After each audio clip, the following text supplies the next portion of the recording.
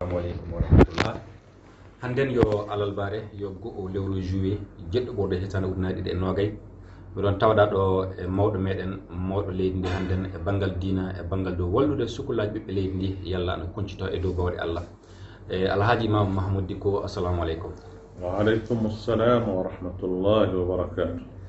Aywa alhaji min ngari yottatema handen e nde wonno gilla ñalat ƴeɓɓiɗe joni ɗe ko kalanta ɓiɓɓe leydi ndi jalta maajo tewtugol hakke muɗum tewtude yalla leydi meɗen ndi an laato leydi dartidi kewtini dimako muɗum leyɗe ɗo ñalaɗe joni ɗe haalaɗe keewi won wiɓe men a yimɓe hewɓe immiki suurede imam Mahamoud Dicko ay jokkamo jaɓaniɓe mo yorni ɓoggi aywa ko tewtene ko en jaltati hen feyi nan en tewtan goɗɗum kasine ko wona yagol kanake leydi ndi Ibrahima Boubacar Keita ko ɗum ko jabotoɗa ɓe Bon, en jetti Allah subhanahu wa ta'ala en jullu jawnala sallallahu alaihi wasallam salmini e dennagal bandiraɓe gonga noon komin immi ko yimɓe hewɓe nder leydi ndi e caggal leydi ndi fu yimɓe jari e koyɗe mumen bon ɓe kaali fa heewi ɓe gari ɓe kaali ko haala ko nanama par ce que min mi almami mi ardima haut conseil woni fedde alislam e leydi ndi hakke duuɓi sappo e goho mi wonino secrétaire général arande fedde alislam en leydi ndi ko foti duuɓi noga en woni MIP voilà kañum woni fedde arande alislam en julɗo noon julɗo so yimɓe fof kawri ndendi ngari emami ɓe mbima sawra wajibi cawroɗa ngawa wiidemi sawrata ko wiiɓe mi nani ko haala caggal muɗum leyɗele ko fili leydi amin ɗi yimɓe hewɓe no hen bandiraɓe amin koddiɓe amin yimɓe meɗen ɓe fof ɓe kaali ko haala ko mbimi min nani aɗa andi minen ɗo min gurri honno mbirum ñande ɗi Madina nandi honno neɗɗo mo hokko munna galle ma ana fili a wawa yettude guesa ma a wawa yettude nokku goɗɗo a ɓada sona ƴaɓɓoɗa e guesa goɗɗo bon na galle goɗɗo on jomum so ɓe ndenti so ɓe ngari ɓe kaldi e ma so a joom haqqille wajibi ma nana ko haalte min nani ko haalte ko puisque min joppani komin gondi ko noon min nani ko haalte ko min cawri kaaldal waɗe min ƴeewa kala ko wawi gasde so moƴƴere leydi ndi ana hen fof min ndewan e ngol lawol hunde wana hono gonɗo e laamu o tan batte omo wiye Ibrahima Boubacar Keita mbiɗo jokki bon caggal makko gaɗa makko min daara ha min bonna mon ha min camminamo ɗum wona immade amin immade amin ɗe woni leydi ndi no wurni caɗele ko woni e leydi ndi ko hande ana satti nawde sanne voilà ndenago wala e leydi ndi deƴƴere wala e leydi ndi gouvernance leydi ndi ko boni corruption o ɗum no wurno ni fiiteji ɗi kala ko joƴƴinta leydi ko fewnta leydi fof fay goto muɗum wala e leydi bon yimɓe fof no jooɗi goto fof ana ƴeewa hay goto wiyata dara neɗɗo fof wiyata fay hunde sana yimɓe ana leƴƴini tan ana ƴeewa bon ɗum ɗo wonata wawata wonde yimɓe so jooɗi kay minen diina min fay diina ana darda min somin jii ko moƴƴata ko fewata yomin immo min daro min mbaɗa feere ɗum ɗiwa ko moƴƴi ko wat donc vraiment jama o faama ɗum minen wona batte makko min goni kamɓe on wiye Ibrahima Boubacar Keita ala minen joɗɗi noon mais so o bonni leydi o bonni alhaaliji leñol bonni leydi bonni yimɓe natodiri haare hakkude yimɓe jaati koddirɓe ɗum sababu mum fof eɓe jooɗi eɓe jiiya kamɓe goni ley muɗum ɗum woni gonga o ɗum woni ko jama o jaɓata haalde ko ɗum woni gonga tawi goto imminani ɗum sona kamɓe ɓe dokkani jama o ko ñamata nguuri ɓe dokkayi ɓe vraiment ɓe cawray jama o ɓe dokkayi ɓe moƴƴinayi laawi ɓe mbaɗani projet de développement en eɓe jooɗi tan ɓe ɓama jawdi leydi ndi eɓe gardodira ɓiɓɓe leydi ana kaɓa ana mbarodira jama fof ana jooɗi ana ƴeewa ɗum wawata wondema fay joni jama o min cawroto min kalda e maɓɓe min daara laawol somin paamri min lewri laawol heɓama ko vraiment moƴƴere leydi ndi e ɓiɓɓe leydi ndi ana hen min darata goɗɗum min mettata goɗɗum sana ɗum mais so wonno ana waɗa ɗo min gonno keño ɗo ko ɗon min goni hannde so Allah jaɓi inchallah e alhaji ɓiɓɓe leydi ndi jamare fof wari suri on yalla oɗon jaɓa joni noon on jaaɓi on joppay noon hono ko wonno immaɗe golle o ko min nani e batu hannden hono fedde M5 nde ɓe kaali alhaali sarɗiji kewɗi ko tewta yalla kanake linan jaɓa waɗa e wirtitade e wuuteji banggal député en e joƴƴinde gouvernement kesso en tawi hono hirodirɓe laamu keɓata hen doole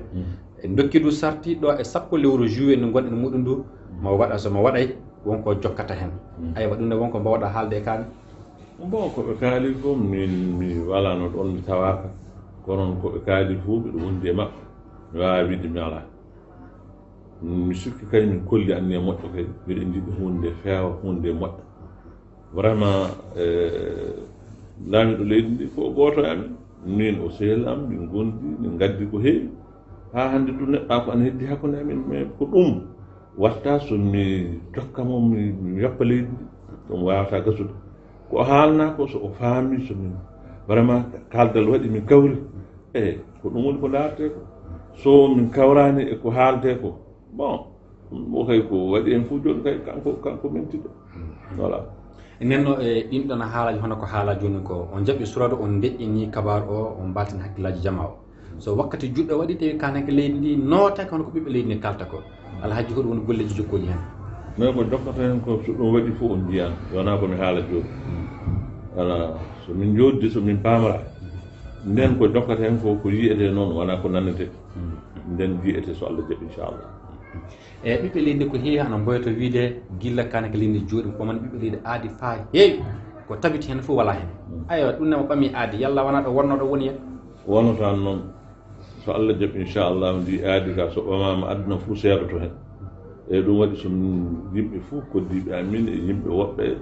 vraiment min daari vraiment aduna o fof seedo wona fati wona hakkude meɗen e makko ni en tan tawi yimɓe ana hen kawro hen ceedo hen ko hawra dow hen fof tawi vraiment communauté international e hoore mum ana jogui hen haala ana jogui hen konngol pour que ɗum vraiment ɗum wona hono no wirani hono aadi ɓamen ni en tan bon balɗe seeɗa haala mum yoppe hunde fof hoota no wuuro noon so Allah jaɓi wonata noon inchallah nana joni kay miɗo mbawi fawde gikku amin caggal ko Allah ko wiide imam mahmoudi ko wona neɗɗo codeteɗo non ɗum kay vraiment yona komi haala ɗum noon min mi yiiɗa ɗe gueɗe mi naata hen ɓi adama ko gollata ko ɓuuri ko kalata ko so Allah jaɓi inchallahu yiyete nanete mi wona on joomum mbiɗa andi mi juurɗo noon mi ardiɗo yimɓe mi imam mi wona hono neɗɗo politique ni en ɗum waɗi so yimɓe warɓe so cuuri kam mbimi ko kalɗon ko mi nani mi wiyani mi jaɓi ɗe mbimi mi nani eyi mi nani neɗɗo haqqilante sa haaldama a wiyan mi nani kay eyi mi jaɓi o e golle ɗe ɗum yaltata bon min neɗɗo wawa sodde kam min wawa sodde diina am wawa sodde ndimako am ɗum hunde mum wala mi yiiɗa haaldude ni vraiment mais mi wiyan noon so Allah jaɓi inchallah so Allah jaɓi inchallah sabi mbiɗa andi mi mayan mi daroto yeeso Allah subhanahu wa taala Allah lamdo kam janggo ɗum ɓuuri ko yimɓe lamdoto kam mbiɗa andi ɗum komin daroto dow min mbaɗa mi haalna ɗum yimɓe mi wawa wadde goɗɗum ko wona ɗum ko wona daranade gonga mi wawa hollude yimɓe mbiɗa wondi e gonga mi yara caggal gaɗɗo mi sohade nono ɗum wonata so woni lamɗo fototo kam nelaɗo fototo kam e mooli Allah e julɓe e fotote e mooli Allah subhanahu wa taala mi yiiɗa ɗum mi anniyaki ɗum inchallahu ɗum mi maayi hen tawi mi waɗani ɗum ko inchallah Allah faaba alhaji yaltugol ngol ɓiɓɓe leydi Mali jalti e région ngaji ɗi foof hono noon caggal to ɓe jalti hoɗum kalanta dental ɓiɓɓe leydi Mali wonɓe ɗo e wonɓe caggal e ko kalta ko ɗo fulfulde kalta so tawi ko kaɓontoɗa ko wona hono pulako o tan ɓiɓɓe leydi fof kaɓontoɗa joni noon sa haali fulfulde wiyete fulɓe kalduɗa hoɗum kalanta pulako on e fuu oɗo wakkati mi haalnan ɓiɓɓe leydi ndi fof pulako mum e